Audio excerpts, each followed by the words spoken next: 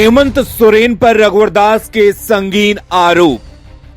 श्री हेमंत सोरेन जी लोक लाज छोड़कर अपनी तिजोरी भरने में लगे।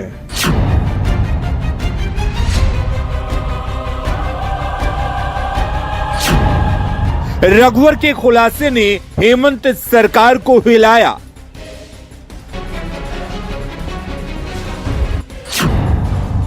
सीएम पर अपने नाम से पत्थर की खादान लेने का आरोप।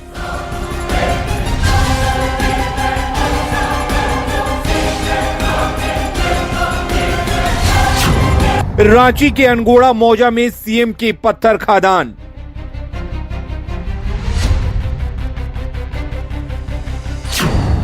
ग्रैंड माइनिंग कंपनी में पार्टनर सीएम के भाई बसंत सोरेन।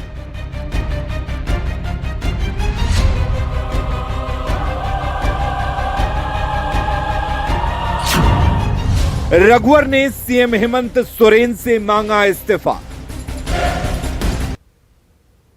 नमस्कार, जोहार, झारखंड देख रहे हैं आप और मैं हूं आपके साथ सोनाली सिंह। तो चलिए बुलेटिन की शुरुआत करते हैं बड़ी खबर के साथ। सीएम हेमंत सोरेन पर पूर्व सीएम रघुवर दास के आरोपों ने सरकार को हिलाकर रख दिया है। रघुवर दास ने सीएम पर बेहद संगीन आरोप लगाए हैं। सीएम पर पद में रहते लाभ लेने का आरोप लगाया गया है। रघुवर दास ने सीएम पर अपने नाम से पत्थर खदान लेने का आरोप लगाया। उन्होंने इस मामले में हेमंत सोरेन से इस्तीफे की मांग की है। मुख्यमंत्री हेमंत सोरेन जी लोक लाज छोड़कर अपनी तिजोरी भरने में लगे, लेकिन अब उनका कच्चा चिट्ठा सामने आ गया है।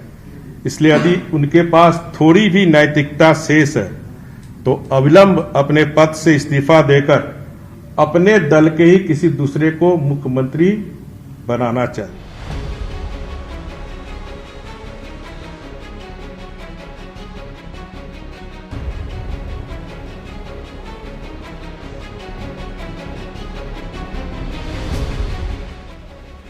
रघुवर दास ने सीएम हेमंत सोरेन पर बड़ा खुलासा किया है।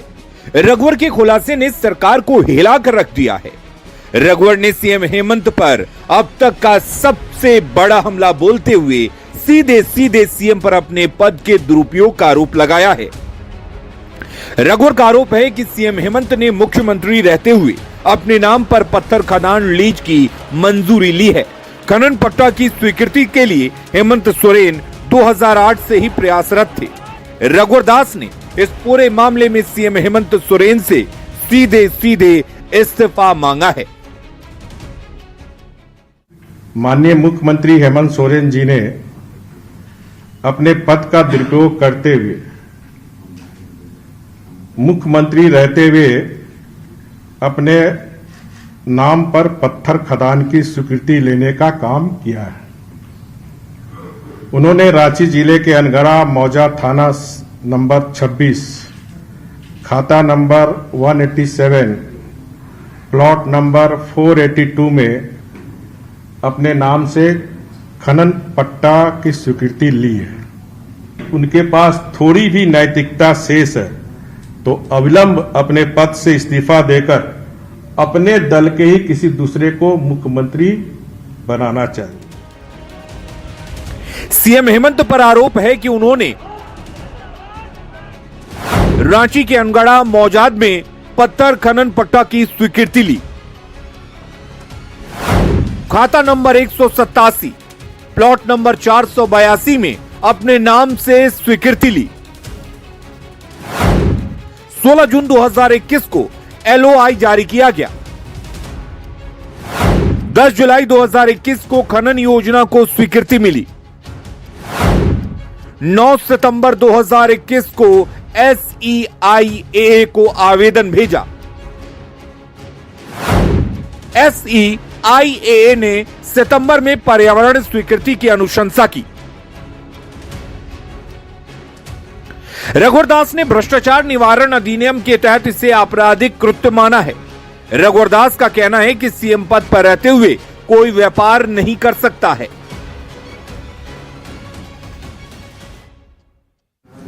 अब यह मामला मुख्यमंत्री जी द्वारा यह कार्य गृह मंत्रालय भारत सरकार द्वारा जारी मंत्रियों के लिए आचार संहिता का उल्लंघन।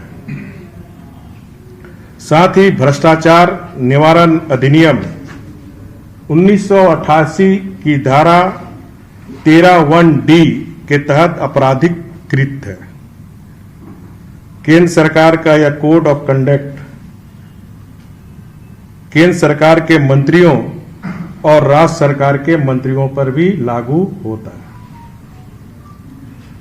चूंकि हेमंत सोरेन जी मुख्यमंत्री के पद को पिछले 2 साल से ज्यादा समय से संभाल रहे हैं और सरकारी सेवक के रूप में आते हैं, यह आश्चर्य है कि मुख्यमंत्री जिसके अंदर खान विभाग है, वही विभाग खान पट्टा की स्वीकृति के लिए सैद्धांतिक सहमति का पत्र LOI जारी करता है।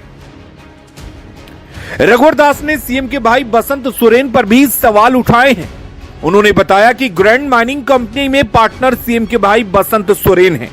वो खुद एक जनप्रतिनिधि हैं, इसलिए उन्हें भी तुरंत इस्तीफा देना चाहिए। उन्होंने दोनों विधायकों को डिस्क्वालीफाई करने की मांग की है। कौन पार्टनर है ये संथाल परगना का बच्चा बच्चा जानता है। और ये सिर्फ अवैध माइनिंग नहीं, लाभ का पद, क्योंकि जो पार्टनर है सत्ताधारी परिवार का एक जनप्रतिनिधि भी है।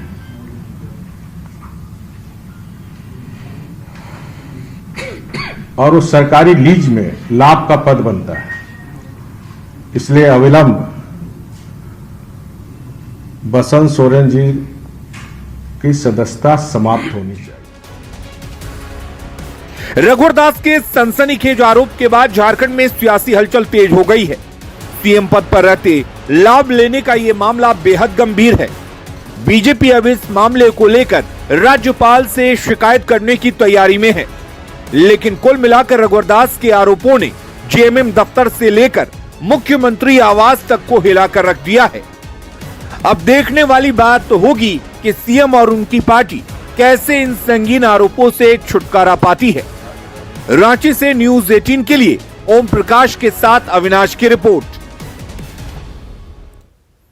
और देखिए, पूर्व मुख्यमंत्री रघुवर दास के आरोप पर कांग्रेस ने पलटवार किया है। कांग्रेस प्रवक्ता ने कहा कि सामने आने वाले पर आरोप लगाने से पहले खुद का भी आकलन कर लेना चाहिए।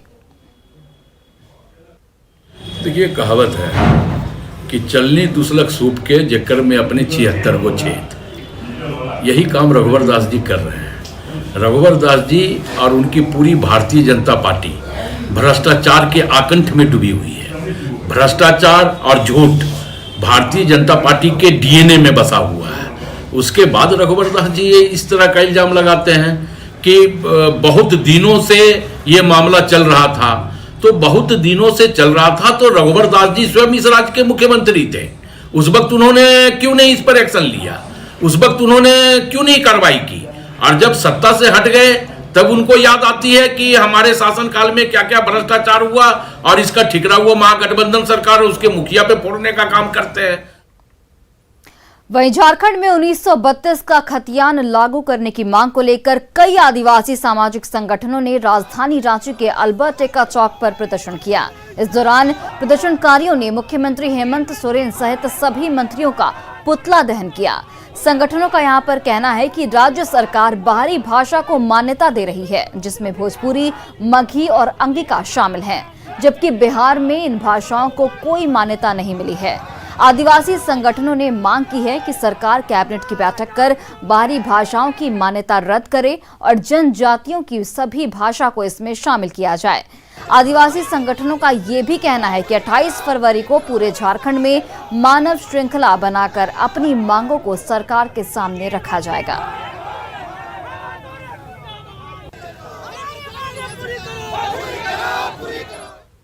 सहित सभी कैबिनेट मंत्री का पुतला दहन हम लोग किए अल्बर्ट एक्का चौक में। और पुतला दहन इसलिए किए कि बाहरी भाषा भोजपुरी, मगही, मैथिली को यहाँ कानूनन मान्यता दे रहा है। बिहार में इसकी मान्यता नहीं है। मैं इसीलिए मांग करना चाहता हूँ मुख्यमंत्री से कि झारखंड को जलने से बचाए और कैबिनेट का बैठक करके जो आपने लागू कर रहा बाहरी भाषा का उसको रद्द करें और जनजातीय भाषा सहित 9 क्षेत्रीय भाषा को लागू करें।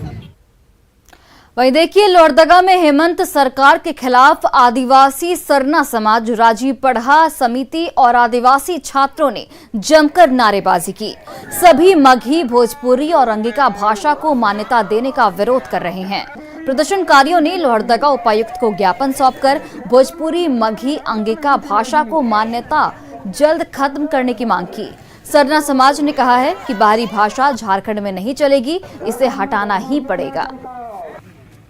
झारखंड में मूल 9 भाषाएं हैं। संथाली, कुड़ुक, हो, मुंडारी, खड़िया, खोरठा, कुरमाली, पंचप्रगनिया और नागपुरी। ये हमारी झारखंड की मूल भाषा और संस्कृति है। हम बाहरी भाषा मगही, मैथिली, अंगिका और भोजपुरी को कतई बर्दाश्त नहीं करेंगे। बाहर की कोई भी भाषाएं नहीं चलेगी। हमारे झारखंड में 9 भाषाएं हैं, वही चलेगी।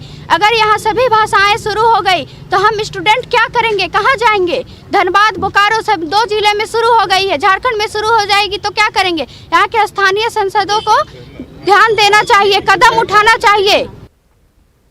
कर्नाटक के स्कूलों में हिजाब पर मचा बवाल अब लोहरदगा तक पहुंच चुका है। आज लोहरदगा चुन्नीलाल 2 हाई स्कूल में कुछ छात्र भगवा गमछा लपेटकर स्कूल पहुंच गए। हालांकि इन सभी छात्रों ने स्कूल परिसर के बाहर ही अपना प्रदर्शन किया, लेकिन अपने क्लास में भगवा गमछा लपेटकर नहीं गए। इस पूरे मामले पर स्कूल के प्रिंसिपल ने कहा है कि कुछ छात्रों ने स्कूल परिसर के बाहर अपना प्रदर्शन किया और छात्रों को समझा दिया गया है। वहीं इस पूरे मामले पर जिला प्रशासन ने संज्ञान लेते हुए निर्देश दिए हैं कि सभी शैक्षणिक संस्थान परिसर के 200 मीटर में धारा 144 लागू रहेगी।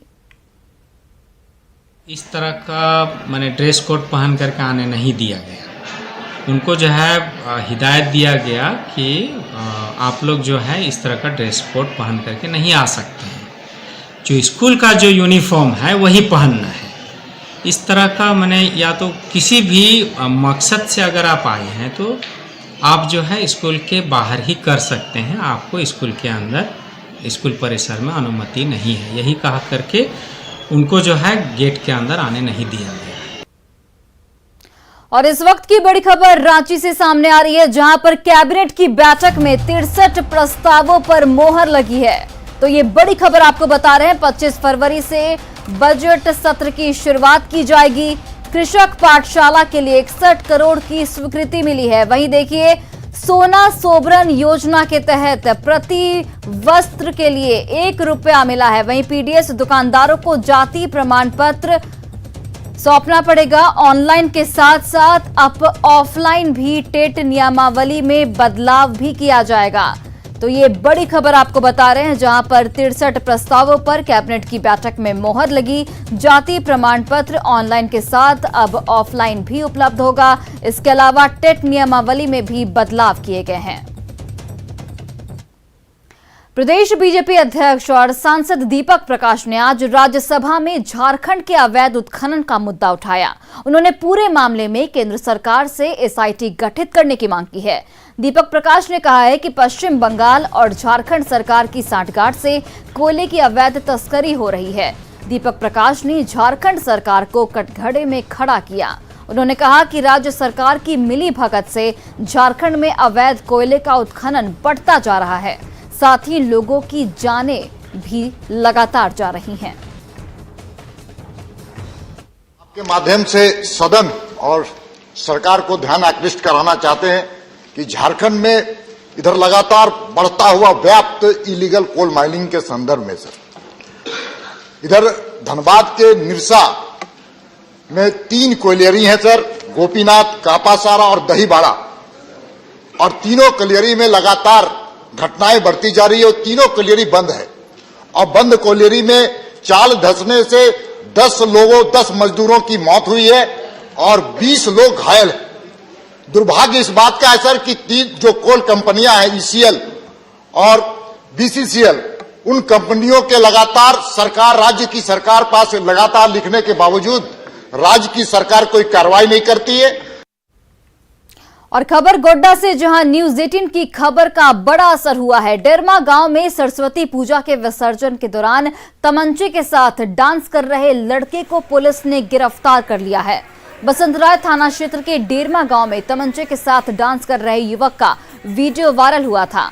पुलिस ने कार्रवाई करते हुए मामले में 2 युवक को गिरफ्तार किया है। एक का नाम हर्ष बताया जा रहा है तो वहीं दूसरे का नाम आजाद बताया जा रहा है। राजधानी रांची के मोरहाबादी में आज दुकानदारों के संघर्ष का 14 दिन पूरा हो चुका है। हाल ये है कि महिला सड़क किनारे करीब 4 महीने के बच्चे को गोद में लेकर कहीं रो रही है तो कभी हाथ जोड़कर प्रशासन से गुहार लगा रही है कि उनको उनकी जगह लौटा दी जाए। वहीं यह 6 साल का रोहित है जो अपने पिता के दर्द को बयां कर रहा है। आपको बताते चले कि गोलीबारी होने के तुरंत बाद करीब 300 दुकानदारों को वहां से शॉर्ट नोटिस पर नगर निगम की ओर से हटा तो दिया गया, पर उनके लिए कोई दूसरी वैकल्पिक व्यवस्था नहीं की गई, जिसकी वजह से कई लोग इस वक्त सड़क पर आ गए हैं। राजधानी रांची के वीवीआईपी इलाके मोरहाबादी में हाल ही में गोलीबारी हुई थी। ठीक उसके बाद करीब 300 दुकानदारों को वहां से हटा दिया गया शॉर्ट नोटिस पर, और अब तक उनके लिए कोई भी बैकअप अरेंजमेंट नहीं किया गया है। हाँ, हम लोग का 14 दिन बैठे हो गए हैं, इस उम्मीद में बैठे हुए हैं कि हम लोग का दुकान खुल जाए, लेकिन अभी तक नगर निगम की दोहरी नीति की वजह से दुकान खुल नहीं पा रही है। बच्चा जब पूछता है तो क्या जवाब देते हैं? धरना में बैठने के लिए यही बोलते हैं कि दुकान कल खुल जाएगा, कल खुल जाए बोल के डेली आते हैं घर से, लेकिन शाम होता है पता चलता है कि दुकान नहीं खुल पाया, और बच्चे हर दिन सवाल ये करता है। सोचते सोचते लगता है कि हम कहाँ चल जाए। हम 2 बच्चों को पढ़ाते पढ़ाते आते हुए ट्यूशन फीस नहीं दिए अभी तक, स्कूल फीस नहीं दिए अभी तक। दोनों हॉस्पिटल लौटने लगते घर चलाने के लिए किस तरह चले। अभी रोड में थे जो फुट पर आटा छोड़ता था, फिर अभी रोड में ही आगे कहाँ जाए हम लोग सोच रहे। ऊपर से मेरे सास का भी तबीयत खराब है, ससुर का भी तबीयत खराब है। चला रही थी, गलती किसी और ने किया? किसी और की गलती है, हम लोग को क्यों पड़े, हम लोग को क्या किए? उम्मीद है कि प्रशासन इतनी ज्यादा परेशानी लोगों को देखने के बाद जमीनी स्तर से जुड़े आए और इनको मदद पहुंचाए। जो भी इनको सुविधा देनी चाहिए, इनको परमिशन देनी चाहिए, वो नियम कानून के अंदर रहते रहते इनको सुविधा दी जाए। रूपाली त्रिपाठी की रिपोर्ट, न्यूज़ 18 रांची। और फिलहाल इस बुलेटिन में बस इतना ही। आप देखते रहिए न्यूज़ 18 पे। थाना क्षेत्र के